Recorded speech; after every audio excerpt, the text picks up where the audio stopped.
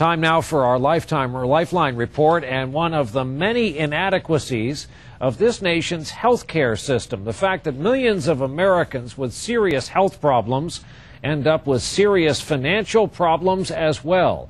Our chief medical editor, Dr. Nancy Snyderman, reports on how patients are turning to credit cards to save their medical bills.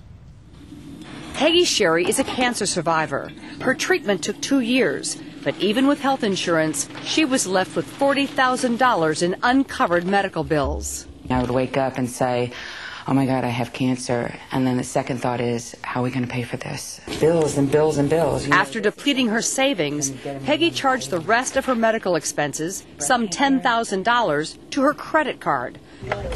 It's a practice that's becoming more common. 36 million Americans have medical debt. Cindy Zeldin works for Demos, a nonprofit research and advocacy group. She says even the insured are not immune from this growing trend.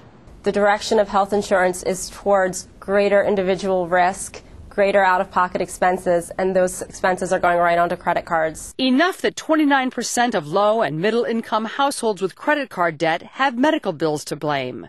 These households carried an average of $11,000, compared with $8,000 for those without medical debt. Healthcare experts counter that hospitals are also in a tough position.